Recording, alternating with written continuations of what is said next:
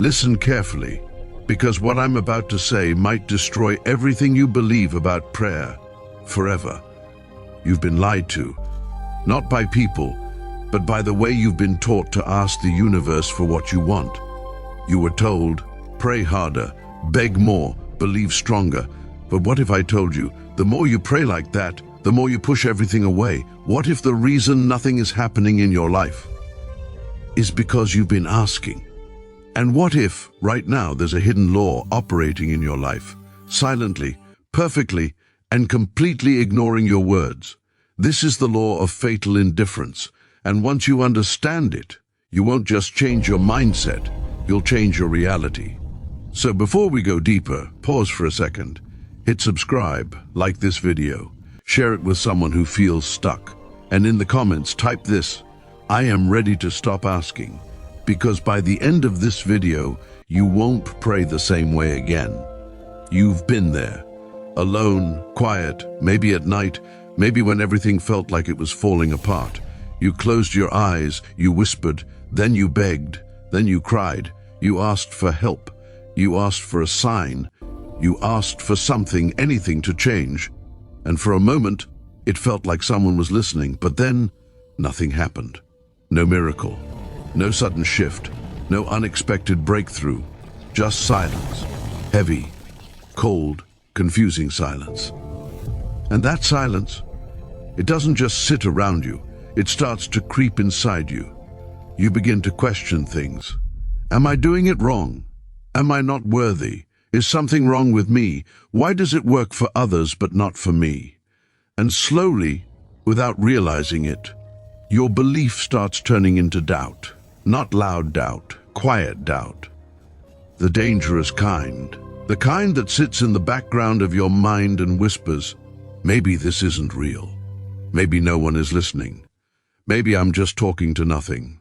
But here's where it gets deeper. You didn't just pray once. You tried again, and again, and again. You changed your words, you changed your tone. You tried to feel more emotion, you tried to believe harder. But every time, the result was the same: silence. And that silence? It feels personal. It feels like rejection, like being ignored, like calling out into a void that refuses to answer. And eventually, something inside you starts to shut down. You stop asking with excitement and start asking with desperation. Your words change, your energy changes, your entire state changes. Now you're not asking because you believe, you're asking because you need. And that's the moment everything shifts in the wrong direction. Because what most people don't realize is this: the universe doesn't respond to your words, it responds to your state. And when your state becomes desperation, you're no longer creating, you're reinforcing lack. Think about it. Every time you said, please fix my life, what were you actually feeling? Broken. Every time you said, please give me money, what were you actually feeling? Lack. Every time you said, please send me love, what were you actually feeling? Loneliness. So even though your words were asking for one thing, your state was broadcasting something completely different. And that's where the real problem begins, because you were taught that prayer is about asking. But what if asking is the very thing keeping you stuck? What if every time you begged, you unknowingly confirmed to the universe, I don't have this, and the universe, operating on perfect reflection, simply said, okay. Not because it's cruel, not because it's punishing you, but because it's consistent. And consistency doesn't feel emotional, it feels indifferent. That's why it hurts so much. Because it doesn't feel like you're being denied. It feels like you're being ignored. But here's the truth you were never told. You weren't being ignored. You were being matched. Every emotion you felt, every belief you held, every state you lived in was being reflected back to you with absolute precision. So when you lived in uncertainty, life gave you more uncertainty. When you lived in fear, life gave you more situations to fear. When you lived in lack, life gave you more reasons to feel like you don't have enough. And the more you prayed from that place, the more you locked yourself into that cycle. It's not that your prayers didn't work. It's that they worked perfectly, just not the way you expected. And that realization, it's uncomfortable, because it shifts the focus from the outside world back to you. It means the silence wasn't random, it wasn't unfair, it wasn't even mysterious. It was structured, predictable, law-based. And that leads to a question most people are afraid to ask. If the universe isn't responding to what I'm asking for, then what is it responding to? Because once you start asking that question, everything begins to change. But before we go there, you need to let go of one thing, the idea that the universe is listening to your words. Because in the next chapter, you're going to understand something that will completely flip your perspective. The universe isn't a parent, it's a mirror, and mirrors don't care what you say. They only reflect what you are. There's a reason your prayers feel like they disappear into nothing, and it's not because something is wrong with you, it's because you've been speaking to the universe in the wrong language. You were taught to treat the universe like a parent, someone who listens, someone who decides, someone who gives or withholds. So naturally you learn to ask, to request, to plead, to hope something out there would hear you and respond. But here's the truth that changes everything. The universe is not a parent. It's a mirror. And mirrors don't listen, they don't judge, they don't decide, they don't reward or punish, they simply reflect. Exactly. Instantly, indifferently. Think about it for a second. Stand in front of a mirror and say, "Please, show me a smile." What happens? Nothing. The mirror doesn't move. It doesn't respond to your request. It doesn't care how emotional you are. It doesn't care how badly you want it. It only follows one rule. It reflects what is already there. If you're smiling, it shows a smile. If you're frowning, it shows a frown. Not because it chooses to, but because it has no choice. That's its nature. Now take that exact principle and apply it to your life. The universe isn't sitting somewhere deciding whether you deserve something. It's not measuring your words. It's not evaluating your prayers. It's doing something far more precise than that. It's reflecting your internal state. Every belief you hold, every emotion you repeat, every identity you embody. That's what gets mirrored back into your reality. And here's where it hits hard. When you pray like the universe is a parent, you're speaking in words. But the universe responds in states. So there's a disconnect. You're asking for abundance, but feeling lack. You're asking for love, but feeling empty. You're asking for peace, but living in stress. And the universe, acting like a mirror, doesn't respond to your request. It reflects your condition. So it says, you feel lack, here's more lack. You feel empty, here's more emptiness. You feel stressed, here's more to stress about. Not because it's trying to hurt you, but because it's perfectly accurate. This is where most people get trapped. They think, I asked for something good, why did I get the opposite?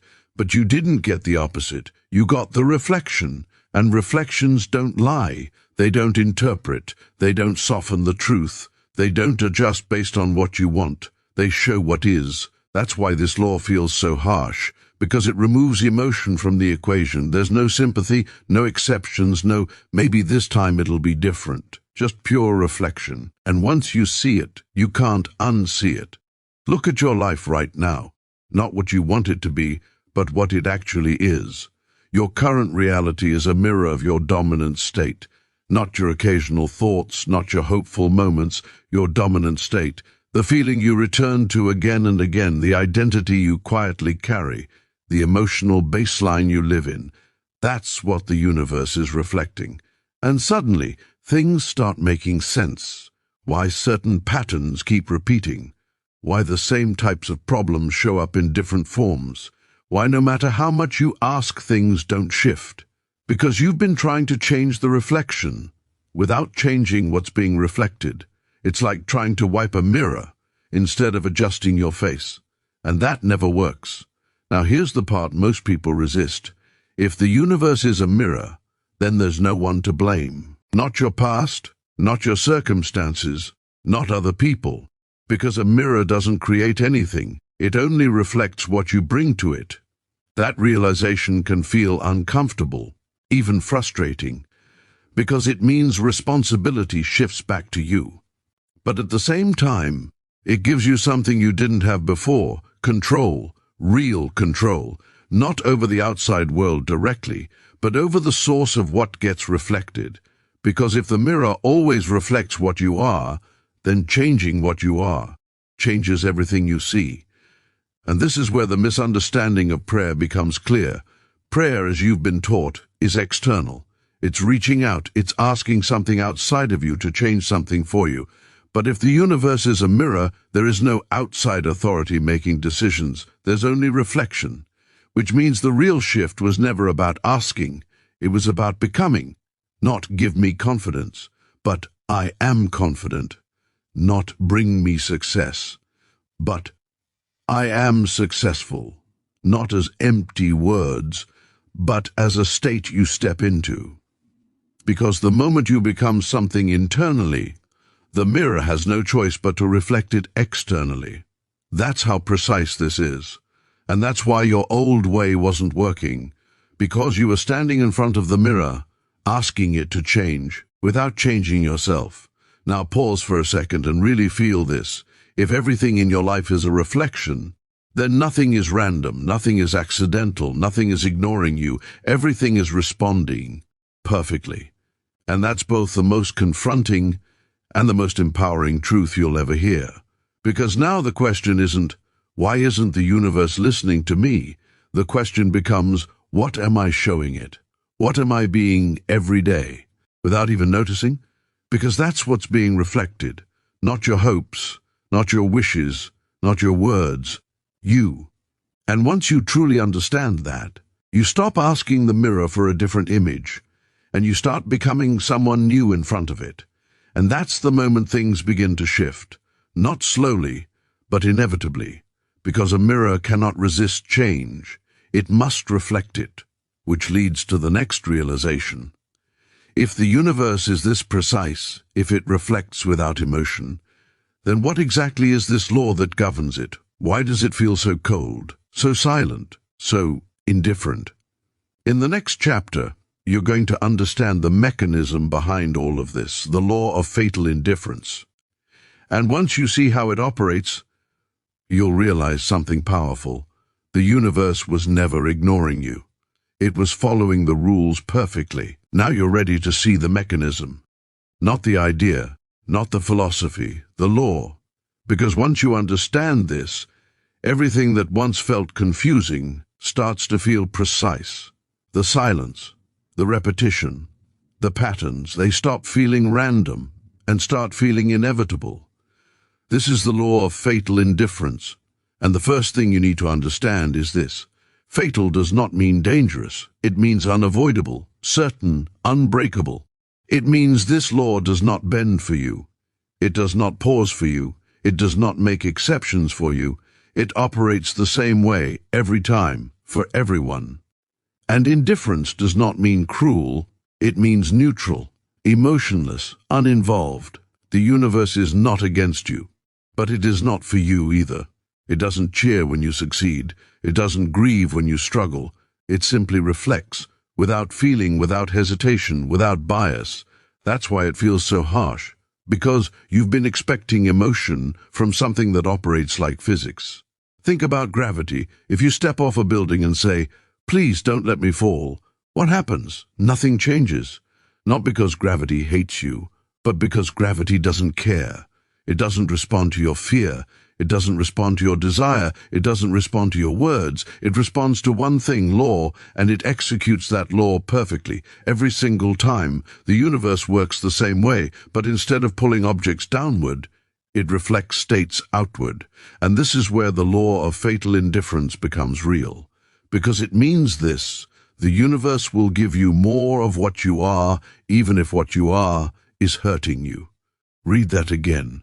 It doesn't stop and say, "This person is struggling, let me help them." It doesn't adjust and say, "They've suffered enough, let me reward them." It doesn't intervene and say, They're begging, let me answer them. It simply continues the reflection, because that's the law, and laws don't negotiate. Now this is where most people feel resistance, because it challenges a deeply rooted belief that effort, emotional effort, should matter. That if you try hard enough, feel deeply enough, ask sincerely enough, something should respond. But under this law, effort doesn't change reflection. State does.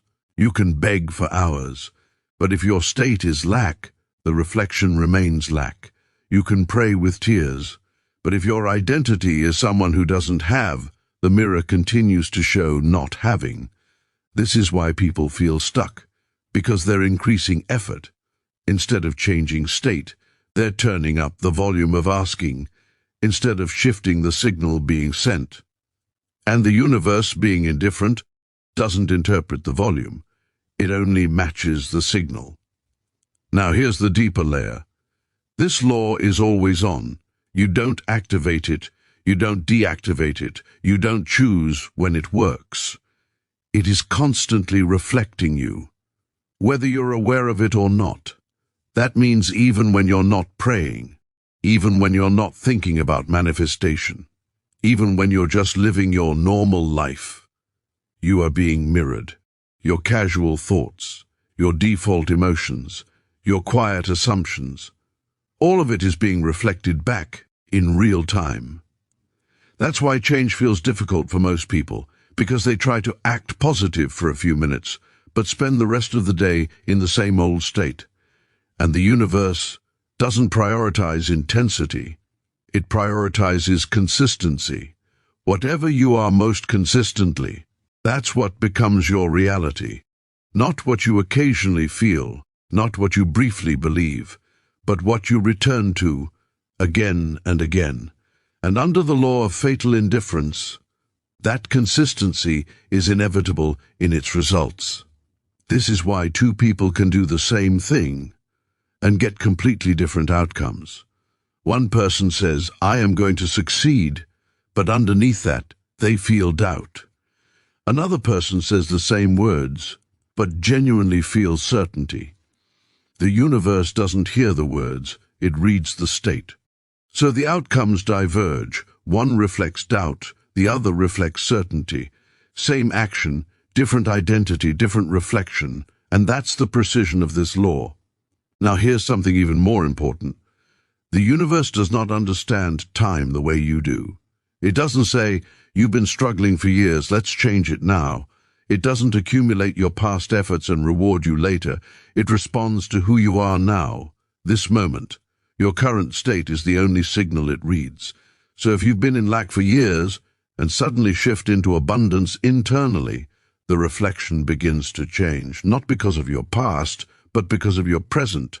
And this is where the idea of fatal becomes empowering, because if the law is inevitable, then so is your transformation. Once your state changes, there's no guessing, no hoping, no waiting for permission. If you become something consistently, it must reflect. Just like a mirror cannot refuse an image, the universe cannot refuse a state. It has no choice. And that means something powerful. There is no randomness in your results, only reflection. Now pause and really absorb this. Every result you've experienced, every pattern you've lived, every cycle you've been stuck in, has been governed by this exact law. Not partially, completely. And that realization can feel heavy, but it also removes confusion. Because now you're not wondering, why is this happening to me? You're understanding, this is what's being reflected from me. And when you see it like that, you stop trying to fight the outcome and start changing the source, because fighting reflections is exhausting. But shifting identity changes everything. And this is where the silence finally makes sense. The universe wasn't ignoring you. It was never designed to respond to your words. It was designed to reflect your state, indifferently, inevitably, perfectly. And that's the law of fatal indifference. But now a deeper question comes up. If the universe is always reflecting your state, then why do certain states dominate your life? Why do fear, lack and desperation seem to repeat so easily. Why do your prayers come from those places in the first place? In the next chapter, you're going to break down exactly why your prayers feel ignored and how the states of lack, fear, and desperation quietly control your reality without you even noticing. Now you can finally see it clearly. Not the surface-level explanation, but the real reason your prayers have been returning as silence. It's not that you didn't believe enough. It's not that you didn't try hard enough. It's not that the universe skipped you. It's that your state and your request were never aligned. And once you understand the three core states that dominate most people's lives, lack, fear, desperation, you'll start to see why everything kept repeating. Let's start with the first one, lack. Lack is subtle. It doesn't always scream. Sometimes it whispers, I don't have enough. I'm not there yet. I need something to feel complete. And the moment you enter that state, you've already defined your identity, someone who doesn't have. Now here's the part most people miss. When you pray from lack, you're not moving toward what you want. You're reinforcing the identity of not having it. So when you say, please give me money, what you're actually broadcasting is, I am someone who doesn't have money. And under the law of fatal indifference, that's what gets reflected. More situations that confirm I don't have enough. More bills, more delays, more obstacles. Not because you asked incorrectly, but because your state was clear. And the universe responds to clarity, not intention. Now let's go deeper. Fear.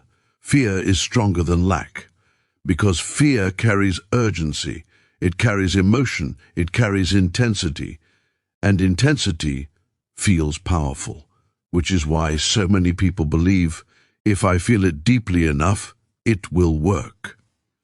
But here's the truth. The universe doesn't care if the intensity is positive or negative. It only cares about consistency. So, if your prayers are filled with fear, fear becomes your dominant signal. Think about it. Please don't let this go wrong. Please fix this before it gets worse. Please, I don't want to lose this. Every one of those statements is rooted in fear. And fear has a very specific identity. Something is wrong or about to go wrong. So what does the mirror reflect? More situations that feel unstable, more uncertainty, more things that trigger fear. And this is where it becomes a cycle. You experience fear. You pray from fear. You get more fear, which makes you pray harder, from even deeper fear. Realizing the very thing you're trying to escape. Now let's go to the third state. Desperation. This is the most powerful and the most destructive, because desperation is a mix of lack and fear, amplified. It's when you feel like this has to happen or everything falls apart. It's urgency without trust, intensity without stability. And when you pray from desperation, your entire being is screaming, I need this because I don't have it, and I'm afraid of what happens if I never get it. That's the signal, not your words, your state.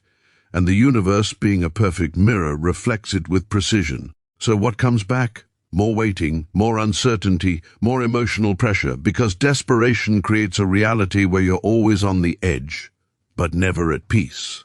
And that's why your prayers feel ignored the most in this state, because the more desperate you become, the more silent everything feels.